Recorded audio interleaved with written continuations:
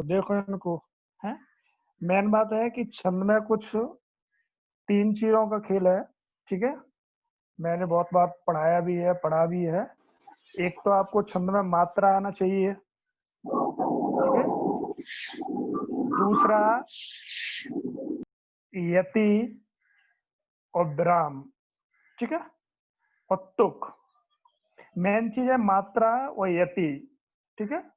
ये विशेषकर ध्यान रखना है छंद में। वैसे किसी भी टॉपिक में, यानी कि छंद को अगर समझना है, कोई भी छंद हो, ठीक है, चाहे आपकी वो चौपाई हो, सोरठा हो, दोहा हो, रोला हो, गीत का हो, हर गीत का हो, बरवे हो, कुंडलियां हो, छत हो, है? कोई भी छंद हो, ठीक है, मात्रिक छंद, तो उनमें केवल मात्रा प्लस यति का काम रहता है छंद में, और कुछ नहीं है। ऐसे ही रस में कुछ नहीं है, बस रस की परिभाषा अच्छे से आना चाहिए कि विवाह, अनुवाद, संचार विवाह, व्यभिचार विवाह क्या होते हैं, रस वैसे ही आ जाएंगे। तो देख लो इसमें। हाँ, इसमें एक विशेष बात है, बीच में कोई बात नहीं करेगा, ठीक है? ध्यान से आप लोग सुनना है। अगर नहीं आए तो फिर बाद में पूछ लेना, क्योंकि आपको पूछने का मौका नहीं मिलेगा। मैं हर चीज को एक-एक, ठीक है, कॉन्सेप्ट को बताऊंगा कि किस प्रकार से कौन सी चीज बनी है, किस प्रकार से किसकी मात्रा क्या है, जो भी कुछ, ठीक है? बीच में मत बोलना, सुनते जाना केवल, है? फिर ना आए तो फिर पूछ लेना, ओके? तो इसमें देखना कि सबसे पहले इसमें दिया है छंद, ये, ठीक है? क्वेश्चन यही पूछ लेगा कि छंद में कितनी मात्रा होती है। एक बार पूछा गया कि छंद में ही कितनी मात्रा है, तो अपन आगे चल के देखेंगे जब मात्रा पे आएंगे। तो सबसे पहले देखें कि छंद होता क्या है। तो देखो छंद क्या है, एक संस्कृत है, ठीक है ना, विश्व की प्राचीनतम भाषा, ठीक है, जैसे सभी भाषाओं की जननी, हिंदी की जननी भी कहा जाता है संस्कृत को, ठीक है? तो छंद संस्कृत के चद धातु से बना हुआ है, ये हमने लिख दिया है यहाँ पे, ठीक है? ध्यान से सुनना। जो छंद है आपके, वो संस्कृत के चद धातु से बना हुआ है, और चद का अर्थ होता है खुश करना या आह्लाद करना, ठीक है, यानी किसी को प्रसन्न या खुश करना। काफी बार पूछा गया है कि जो छंद शब्द है ये किस भाषा के किस शब्द से बना हुआ है। तो यहीं पर हो गया कि छंद शब्द संस्कृत के चद धातु से बना हुआ है, और जिसका शाब्दिक अर्थ होता है खुश करना, ठीक है? अब क्वेश्चन ये आता है कि छंद के पहले आचार कौन थे, ठीक है, इसके जनक कौन थे? तो देखना, छंद के पहले आचार थे जिसको अपन मानते हैं आचार पिंगलाचार। क्लियर? ये छंद के आपके पहले आचार माने जाते हैं पिंगलाचार। इनने एक पुस्तक लिखी थी जिसका नाम था छंद शास्त्र, ऊपर दिख रहा होगा पिंगलाचार के ऊपर एरो देके। तो छंद के पहले आचार थे पिंगलाचार, और पिंगलाचार्य ने जो ग्रंथ लिखा था वो था छंद शास्त्र, और इनमें ही इनने छंद के बारे में विशेष व्याख्या प्रस्तुत की, ठीक है? तो देखो, छंद के पहले आचार कौन है? पिंगलाचार। और पिंगला आचार छंद के पहले आचार होने के कारण इसलिए छंद का दूसरा नाम पिंगल भी है, ठीक है? अगर तुमसे पूछा जाए कि छंद का दूसरा नाम क्या है, तो पिंगल। पिंगल क्यों है? कि इसके पहले आचार कौन थे? पिंगलाचार। क्लियर?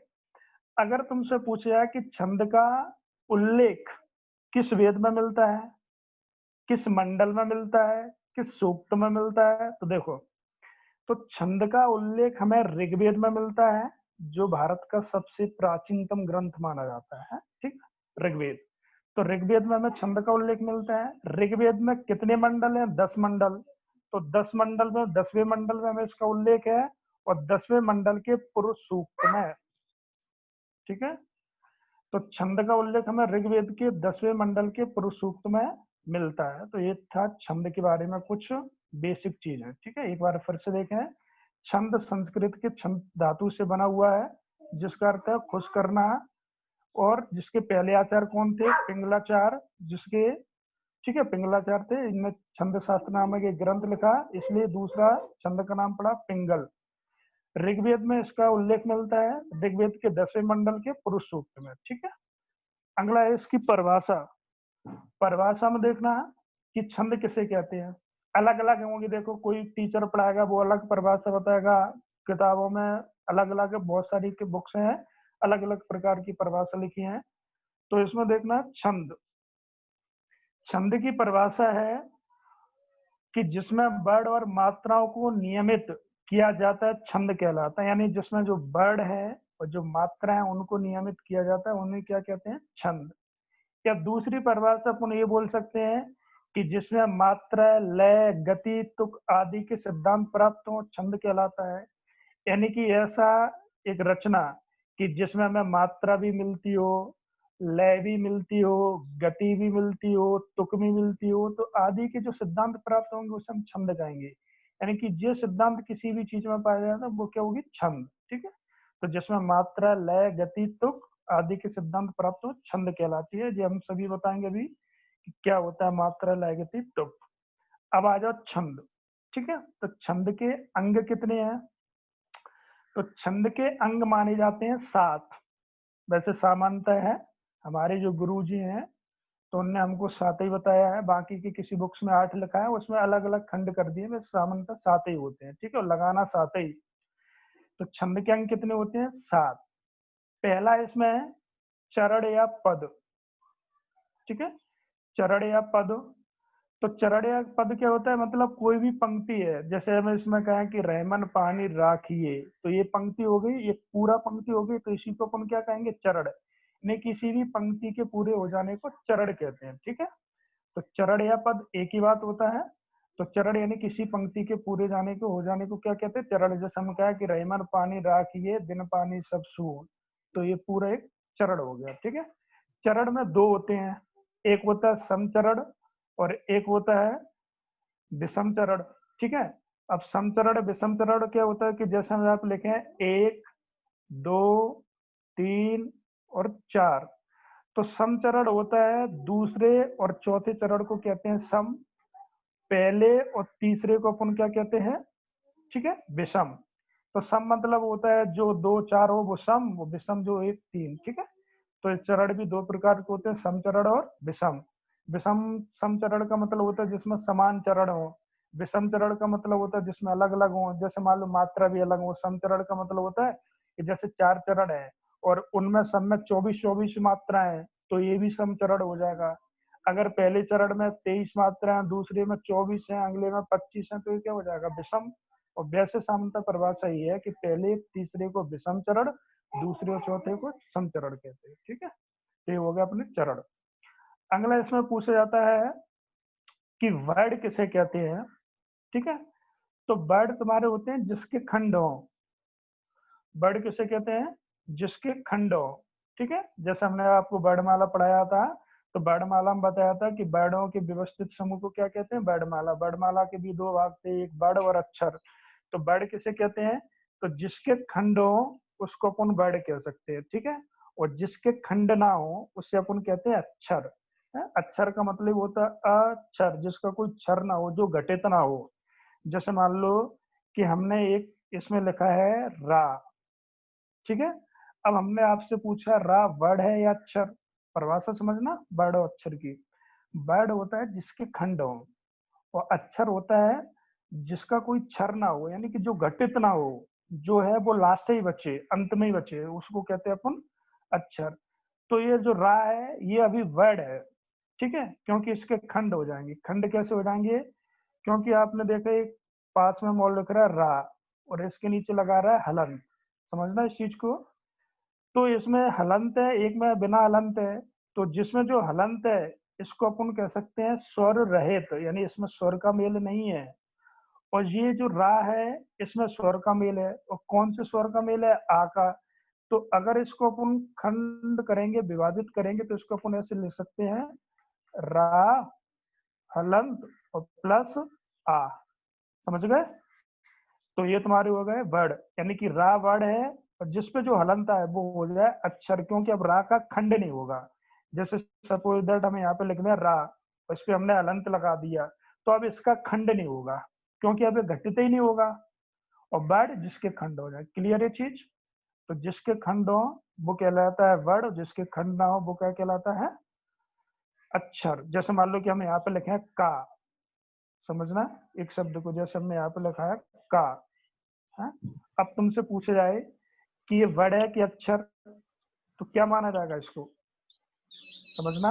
अगर हम आपसे पूछें कि ये वर्ड है कि अक्षर, ठीक है, तो इसको अपन बोल सकते हैं वर्ड, क्योंकि इसके खंड हो जाएंगे। खंड कैसे हो जाएंगे, खंड इस प्रकार से हो जाएंगे, इसके दो प्रकार से। एक तो इसमें हलंत आ जाएगा का प्लस आ, समझना, का प्लस आ, जैसे अपन इसको लिख सकते हैं का हलंत और प्लस बड़ा, समझना ये। तो इसको अपन बोल सकते हैं वर्ड। तो का वर्ड है और जो का हलंत वाला ये क्या है, अक्षर। क्लियर। तो वर्ड समझ में आ गए। तो वर्ड आपके दो होते हैं, एक तो होता है लघु, एक गुरु, ठीक है। लघु जिसमें अल्प समय लगे, कम मात्रा हो, गुरु जिसमें ज्यादा समय लगे, ठीक। अब आ जाओ मात्रा। मात्रा किसे कहते हैं, समझना इसमें। तो मात्रा क्या होता है, यानी कि छंद के उच्चारण में लगने वाले समय की अवधि में, या अपन कह सकते हैं स्वर के उच्चारण में लगने वाली समय की अवधि को मात्रा कहते हैं। यानी कि कोई भी चीज, शब्द है, उसका हम उच्चारण कर रहे हैं, उसमें जो समय लग रहा है उसको ही हम मात्रा कहते हैं। यानी कि स्वर के उच्चारण में लगने वाली समय की अवधि को ही क्या कहा जाता है, मात्रा। कोई भी शब्द ले लो, जैसे हमने लिखा है इसमें राम, तो राम को बोला है, इसमें कुछ ना कुछ तो समय लगा होगा, और इसमें जो समय लगा होगा तो उसको अपन क्या कहेंगे, समझ गए, मात्रा, ठीक है। विशेषकर ध्यान रखना है। तो छंद में यानी कि स्वर के उच्चारण में लगने वाली समय की अवधि को ही मात्रा कहते हैं। क्लियर। एक बार ऊपर से फिर देख लो। अगर तुमसे पूछा छंद संस्कृत के किस धातु से बना है, छद से, छद से बना है, जिसका अर्थ होता है खुश करना। सर अगर आवाज तुमसे, थोड़ी कम आ रही है। ध्यान से सुनना, अगर तुमसे पूछा जाए कि छंद संस्कृत के किस सर धातु से बना आवाज हुआ कम है, आ रही है। आ रही है आवाज, हेलो। आ रही है सर, क्लियर आ सर रही आ है, तो आप रही है पर कम आ रही है। अब क्या है, ऐसा थोड़ा बिल्कुल सही मौसम आ रही है। प्रॉब्लम है, इसलिए मौसम प्रॉब्लम है, आंधी वांधी आ रही थी, हवा हवा चल रही, इसलिए दिक्कत आ रही होगी, ठीक है। तो देखना इसमें, अगर पूछ जाए कि छंद संस्कृत के किस धातु से बना है, छद से, जिसका अर्थ होता है खुश करना। छंद के पहले आचार्य कौन थे, पिंगलाचार्य, जिनने एक शास्त्र लिखा था छंद शास्त्र, और पिंगलाचार्य इसके पहले आचार्य होने के कारण छंद का दूसरा नाम क्या था, पिंगल। छंद का उल्लेख ऋग्वेद के 10वें मंडल के पुरुष सूक्त में मिलता है। अगर तुमसे पूछा किस वेद में मिलता है, तो ऋग्वेद में। अगर पूछा कि छंद का उल्लेख किस मंडल में मिलता है, तो 10वें मंडल में। अगर पूछा किस सूक्त में मिलता है, तो पुरुष सूक्त में। परिभाषा क्या होता है, जिसमें बड़ और मात्राओं को नियंत्रित किया जाए, छंद कहलाता है। अगर ये परिभाषा नहीं समझ में आए तो मान लो कि जिसमें हमें लय, मात्रा, गति, तुक आदि के सिद्धांत प्राप्त होते हो, तो क्या कहलाता है, छंद, ठीक है। किसी भी पंक्ति में जिसमें हमें लय, मात्रा, तुक आदि के सिद्धांत प्राप्त हो, तो छंद कहलाता है। छंद के अंक कितने होते हैं, तो छंद के अंक होते हैं 7, जिसमें पहला अंक दिया है चरण। तो चरण क्या होता है, किसी पंक्ति के पूरे हो जाने को चरण कहते हैं। चरण दो प्रकार के होते हैं, सम और विषम। सम चरण होता है जिसको अपन बोल सकते हैं 2 और 4, और विषम चरण हो सकता है जिसको अपन बोल सकते हैं 1 और 3, समझना। अगला आता है वर्ड। वर्ड क्या होता है, जिसके खंड हो, हेलो, वर्ड होता है सर जिसके खंड, हाँ बोलो। हाँ हाँ हेलो सर, एक क्वेश्चन है। हाँ बोलो। हेलो हाँ बोलो, आवाज आ रही है। बोले आप। सर, ये जो लिखा है ना छंद के अंग, हम्म, हाँ बोलो। हेलो छंद के अंक 7। सर, ये जो लिखा है ना छंद के अंग, तो सर एक क्वेश्चन है हाँ सर, ये छंद के अंग और छंद के अलग अलग है क्या? हाँ, वो प्रकार में आपको आगे बताएंगे, अभी अंग चल रहा है। प्रकार तुम्हारे 2 प्रकार की भी छंद होती है, 3 प्रकार की भी होती है, 4 प्रकार की होती है। वो अलग अलग विद्वानों,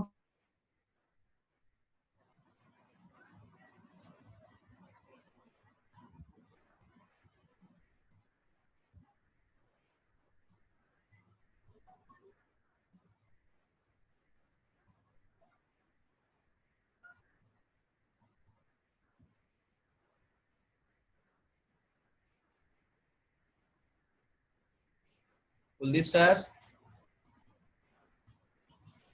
क्या कहते हैं, मात्रा, ठीक है। मात्रा 2 प्रकार की होती है। तो मात्रा 2 प्रकार की होती है, कौन कौन सी, एक तो होती है लघु, और दूसरी तुम्हारी होती है गुरु, समझना। ये मैंने दोनों अंडरलाइन कर दी। एक मात्रा होती है लघु और दूसरी कौन सी होती है, गुरु। लघु क्या होता है, देखो लघु, लघु यानी कि जिसमें कम समय हो, गुरु यानी कि जिसमें ज्यादा समय हो। ठीक है, तो लघु जिसकी एक मात्रा हो और गुरु जिसकी दो मात्रा हो, ऐसे समझ लो। जैसे आपने स्वर में पढ़े होंगे वर्णमाला में स्वर, तो आपको बताया होगा कि लघु स्वर क्या होते हैं, बेस्वर जिनके उच्चारण में कम समय लगे, और गुरु स्वर बेस्वर जिनके उच्चारण में ज्यादा समय लगे। तो ऐसे इसमें मात्रा दो प्रकार की होती है, एक तो होता है लघु और दूसरा होता है गुरु। लघु माना होता है छोटा यानी जिसमें कम समय लगे यानी कि एक मात्रा लगे, और गुरु माना होता है बड़ा यानी दीर्घ जिसमें ज्यादा समय लगे, ज्यादा यानी कि दो डबल समय लगे, तो यानी कि दो मात्रा है। तो कहने का मतलब है जिसके उच्चारण में कम समय लगे वो लघु, जिसके उच्चारण में ज्यादा समय लगे वो गुरु। लघु की एक मात्रा होगी जिसको अपन आई से प्रदर्शित करते हैं, कोष्टक में लिखा है एक, और गुरु की दो मात्रा होती है जिसको अपन एस से प्रदर्शित करते हैं। ठीक है, अगर आपसे पूछे है। अब ये क्वेश्चन आता है कि एक मात्रा किसकी होती है, दो मात्रा किसकी होती है। ठीक है, तो देखना, एक मात्रा होती है, इन वर्णों की सबकी एक मात्रा होती है, समझना। अ, ई उ री, और इसमें आप एक चंद्रबिंदी है यानी आप अंग अंग समझो। ठीक है, अपन बोल सकते हैं कौन सा, चंद्रबिंदी, ऐसे मान लो ये। ठीक है, तो चंद्रबिंदी की भी एक मात्रा होती है, समझना। तो इसमें चार हैं, जैसे अ ई उ और री और चंद्रबिंदी, इनकी सबकी मात्रा होती है। बाकी की सभी की किन की मात्रा होती है, दो, जैसे बड़ा, बड़ी, बड़ाऊ, ए, ऐ, ओ, औ, अंग, अहा।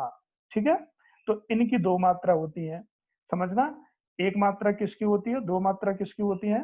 तो एक मात्रा होती है तुम्हारी आ ई उ री, और चंद्रबिंदी की दो मात्रा होती है, बड़ा, बड़ी, इन सभी की। अब कभी आता है जिसमें हमने लिखा है ऊपर ही, जैसे मान लो एक क्वेश्चन समझना कि जैसे हमने लिखा है पर्व, समझना, तो मैं आपको मात्रा बताएं पहले।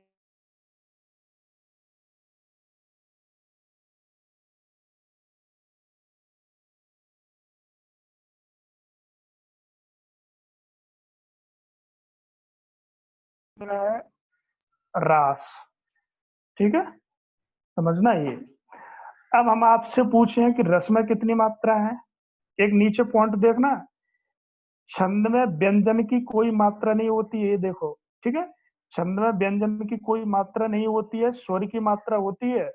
ठीक है, नहीं, छंद में एक से कम और दो से ज्यादा मात्रा नहीं होती है। मेन पॉइंट ये नोट कर समझना कि छंद में व्यंजन की मात्रा नहीं होगी, और व्यंजन क्या होता है कि जैसे अपन कहते हैं का पे हलंत, तो छंद में इसकी कोई मात्रा नहीं होगी। मात्रा उसी की होगी जिस व्यंजन पर स्वर की मात्रा लगी हो। स्वर की मात्रा छंद में होती है, ना कि व्यंजन की, विशेषकर ध्यान रखना। अगर आपसे पूछा जाए कि व्यंजन की मात्रा होती है कि स्वर की, तो छंद में हमेशा स्वर की मात्रा होती है, ना कि व्यंजन की। क्लियर। और छंद में एक से मात्रा कम नहीं होगी, दो से ज्यादा नहीं होगी। एक शब्द पे कितनी भी मात्रा चढ़ी होगी, देखो हम इसको सिंपल चीज में बता रहे, देखना, समझना कैसे इसको, मात्रा को ध्यान से देखना। जैसे मान लो कि हमने एक शब्द लिखा था रस। ठीक है, तो इन दोनों पे स्वर की मात्रा लगी है। अब तुमसे पूछे रस में कितनी मात्रा है, तो देखो रा पे किसकी मात्रा लगी है, छोटे आ की। सा पे किसकी मात्रा लगी है, छोटे आ की। तो इसका मतलब है छंद में मात्रा होगी दो। ठीक है, एक और दो। अगर हम इसमें पूछ लेते रास, जो मैंने अभी लिखा था, तो रास में कुल मात्रा कितनी है। तो देखो रा पे किसकी मात्रा लगी है, बड़े आ की। बड़े आ की मात्रा कितनी होती है, देखो दो होती है। तो इसका मतलब होगी दो मात्रा जा की, और सा पे किसकी मात्रा है, छोटे आ की। तो एक मात्रा इसकी, समझना। तो रास में कितनी मात्रा होगी, तीन, विशेषकर ध्यान रखना। और एक दो एग्जांपल देख लो, देखना।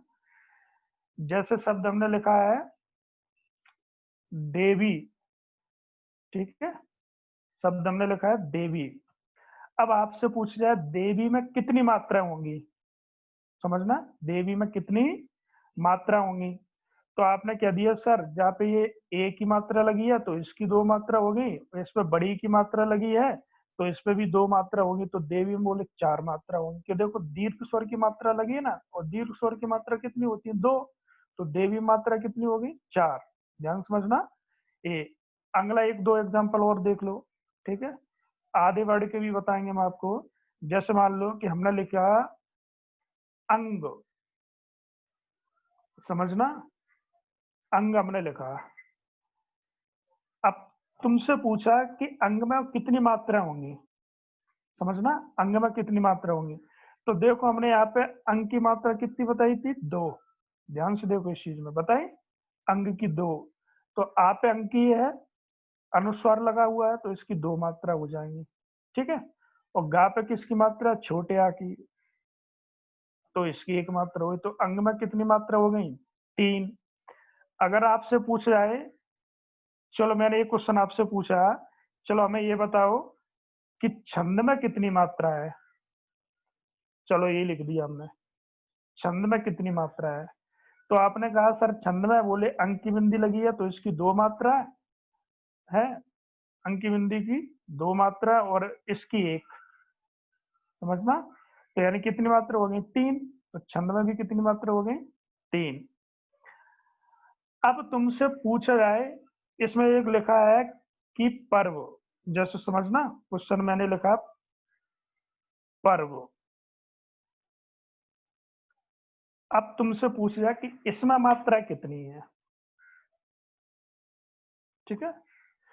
तो देखना इसमें जो अंडरलाइन करके देखो हमने लिखा है, अंडरलाइन करके ऊपर रा चढ़ाया है, तो इसकी मात्रा भी 2 मानी जाती है। यानी कि इसमें जो रा चढ़ा है, देखना ये तो इसकी मात्रा 2 होंगी, लेकिन इसकी मात्रा गुनी किस पे जाएगी, इससे पूर्व वर्ड पे।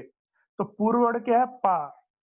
ऐसे समझ लो किसी भी वर्ड के ऊपर रा चढ़ा हो, नीचे नहीं ऊपर, अगर किसी भी वर्ड के ऊपर रा चढ़ा है तो उसको छंद में बोला जाता है रैफ, समझना, क्या बोला जाता है, रैफ, समझना। किसी भी वर्ड के ऊपर अगर रा चढ़ा हो तो उसको अपन छंद में बोलते हैं रैफ, ठीक है। तो इसमें देखो ऊपर रा चढ़ा हुआ, तो इससे पहला वाला वर्ड हमेशा दीर्घ होगा, ये विशेष ध्यान रखना। ये मात्रा में आपको बता रहा है, कभी छंद में मात्रा गलत नहीं होगी, एक बार अच्छे से समझ लो इसको। अगर किसी वर्ड के ऊपर रा चढ़ा है तो उसको छंद में बोलते हैं रैफ, और उससे पहले वाला वर्ड माना जाता है दीर्घ। तो देखो समझना, कौन सा, ये समझना क्या लिखा था मैंने, पर्व। तो अब तुमसे पूछेगा कि पर्व मात्रा हो, तो ऊपर रा चढ़ा है तो पा की मात्रा 2, तो ये वा, तो वा पे आ की मात्रा है तो इसकी 1, तो पर्व मात्रा के लोग हैं टोटल 3, ठीक है। अब ऐसा नहीं करना कि इसके ऊपर रा चढ़ा है तो इसकी भी 2 गिन लो, जिसके ऊपर रा चढ़ा है उसको छोड़ के उसके पहले वाला वर्ड हमेशा दीर्घ होता है, ये छंद की पहचान है, ठीक है, मात्रा की। तो किसी भी वर्ड के, जैसे मान लो एक उदाहरण हम और आपको दे रहे हैं, समझना, जैसे हमने दिया कर्क, ठीक है, कर्क दिया है। अब आपसे पूछा कि कर्क में मात्रा कितनी होंगी, तो बोले सर आपने बताया कि किसी वर्ड के ऊपर रा चढ़ा हो तो उससे वाला पहले वर्ड दीर्घ हो जाता है, दीर्घ की 2 मात्रा है और एक का पे आ की मात्रा, तो 1 लग गई। तो बोले इसमें मात्रा कितनी होगी, 3, ठीक है। अब जैसे मान लो एक और मान लो कि जैसे हमने एक शब्द और दिया है दुर्गुण, समझना, दुर्गुण। अब इसकी मात्रा बताओ, कुछ है नहीं है, देखो रा किस पे चढ़ा है, के ऊपर, ठीक है, तो रा से पहले वाला वर्ड माना जाएगा दीर्घ, ठीक है। अब ऐसा मत कहना कि सर एक दा पे छोटू की मात्रा लगी है, एक जा की, तो बोले 3 मात्रा होगी, इसलिए हमने पहले ही नोट पॉइंट में लिखा दिया है कि किसी छंद में 1 से कम मात्रा नहीं होगी, 2 से ज्यादा नहीं। अब देखो गा पे किसकी मात्रा चढ़ी है, छोटे ऊ की, छोटे ऊ की मात्रा कितनी होती है, 1, तो इसकी मात्रा 1 हो गई। अड़ा पे किसकी मात्रा लगी है, आ की, छोटे आ की, तो इसकी भी 1 मात्रा। तो दुर्गुण में कितनी मात्रा हो गई, 4। Clear, okay. जैसे एक और मान लो, हम आपको एक और दे दे उदाहरण के लिए, ठीक है। मैन है मात्राओं का, मात्रा सीख गया, छंद सीख गया आप, छंद में और कुछ है हेलो नहीं है। हाँ, हेलो सर, अंगहा वाला नहीं समझ में आया, फिर से बता दीजिए उसे।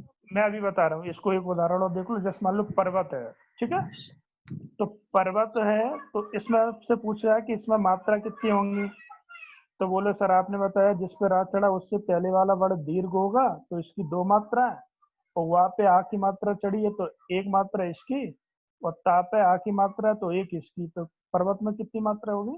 4। ये क्लियर सबको? रा वाला। अब देख लो अंगा वाला। ठीक है, हम बता रहे थे अभी इसमें, जैसे मान लो हमने कहा था अंग और आहा, ये ठीक है, अंग और आहा हो गया। तो इनकी छंद में 2 मात्रा मानी जाती हैं दोनों की, और जिसको अपन ऐसे प्रदर्शित करते हैं। अगर तुम लोगों ने पढ़ा होगा, इसमें थोड़ा लिख नहीं पाएंगे, वैसे समझ लो, इसको अपन बोलते हैं जिसके ऊपर अनुस्वार बोला जाता है, समझना, और इसको अपन बोलते हैं विसर्ग। इसको क्या बोलते हैं? अनुस्वार, और इसको अपन क्या बोलते हैं? विसर्ग, और इसको अपन बोलते हैं अनुनासिक, चंद्रबिंदी वाले को। वैसे अपन कहते हैं ना हिंदी में चंद्रबिंदी लगी है, व्याकरण में वर्णमाला में इसको अनुस्वार सॉरी अनुनासिक बोला जाता है। ठीक है, और जिसपे अंक की बिंदी लगी हो इसको अपन बोलते हैं अनुस्वार, और जिसपे 2 बिंदी लगी हो इसको बोलते हैं विसर्ग। जैसे हम यहाँ पे और क्लियर करके बता दे रहे हैं, जैसे मान लो ए समझ लो, जैसे मान लो एक ये और एक ये, तो इसको अपन बोलेंगे विसर्ग, और इसको अपन बोलेंगे अनुस्वार। ठीक है, क्लियर ये चीज? तो इनकी छंद में 2 मात्रा होती हैं। कैसे मात्रा होती है वो उदाहरण देके समझ लो। जैसे मान लो कि हमने यहाँ पे लिखा अंक, क्या लिखा? अंक। अब हमने पूछी कि अंक में कितनी मात्राएं हैं, तो बता, हमने अभी अभी बताई थी इसकी कितनी मात्रा होती है? 2 बताया था, अनुस्वार है तो अंक की में अंदर कितनी होगी? 2। इसकी 2, कहाँ पे किसकी मात्रा लगी है? छोटे आ की, तो इसकी 1, तो टोटल मात्रा कितनी होगी? 3। हेलो समझ गए? हाँ इस अंग और हा इन दोनों की डबल डबल मात्राएं रहती हैं। हाँ, डबल डबल। ठीक है, इनकी दीर्घ का देखो ठीक, हमने पहले उसमें लिख दिया। ठीक है, हाँ सर ठीक है सर, थैंक यू। क्योंकि एक चीज और देखना, जैसे हमने यहाँ पे लिखा है, जैसे मान लो हमने यहाँ पे लिखा है दुख। ठीक है, अब दुख लिखा है तो देखो हमने अभी क्या बताई थी, विसर्ग की मात्रा कितनी होती है? 2। 2, विसर्ग लगा किस पे? दा पे, तो दा पे 2 मात्रा आएंगी, ना कि खा पे। जिसके बाद में विसर्ग लगा उसी के। ठीक है, तो विसर्ग किसके बाद में लगा? दा पे, तो दा पे 2 मात्रा, खा की 1, खा पे आ की मात्रा लगी है, तो इसलिए कितनी मात्रा होगी? 3। क्लियर? ठीक है, और सर क्लियर जैसे सर। अनुनासिक हो तो उसपे कितनी आएगी सर? चांद, जैसे अनुनाद चांद है। वो अभी हम बता रहे देखना, 1 मिनट। मैं हमने पहले कहा था, आप पूछना नहीं, मात्रा हम सब बता दें आपने बीच में। जैसे मान लो कि हमने ये लिखा है क्वेश्चन, जैसे उंगली लिखा है ये, ठीक है, चंद्रबिंदी लगा दो। ठीक है, तो उंगली मैंने लिखा, समझ गए? अब इस पर चंद्रबिंदी लिखी है, तो यहाँ पे देखो जी चंद्रबिंदी की मात्रा कितनी होती है? 1। अब यहाँ पे ऊ की मात्रा जुड़ेगी, ना कि चंद्रबिंदी की। 2 मात्रा नहीं होगी, दोनों को दीर्घ लघु ही माना जाएगा, चाहे आ पे चढ़ी हो चाहे ऊ पे। तो इसलिए इसकी मात्रा 1 होगी, चंद्रबिंदी की 1, गा की 1, गा पे आग की मात्रा चढ़ी छोटे आ की, ला पे किसकी मात्रा? बड़ी की, तो इसकी 2। तो उंगली में कितनी मात्रा होगी? 4। यानी कहने का मतलब है जिस पे चंद्रबिंदी चढ़ी हो तो इसकी 1 मात्रा हो गई। अब एक क्वेश्चन और हम तुम्हें बता रहे हैं, वो कहेंगे कैसे? जैसे उंगली समझ ला। अब जैसे हमने एक शब्द लिखा चांदनी, क्या लिखा है? चांदनी। अब इसमें मात्रा कितनी होगी? देखो, चा पे मात्रा किसकी जड़ी है? बढ़िया की, दिख रहा है? चांदनी।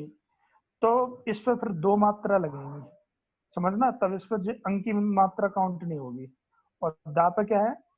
आ की, तो 1, ना पे किसकी है? 2। ठीक है, बड़ी की मात्रा। तो चांदनी में कितनी मात्रा होगी? 5। जैसे मान लो आंख, आंख में कितनी मात्रा होंगी?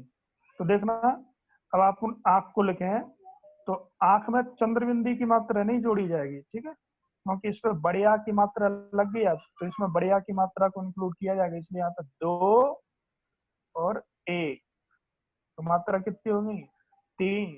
क्लियर ये चीज, अंग और आहा। ओके, कहने का मतलब है चंद्रबिंदी जी की एक सर। होती है, अब इस पे बड़े आ की मात्रा लग गई इसलिए इसको हमने दीर्घ बना लिया। अगर सपोज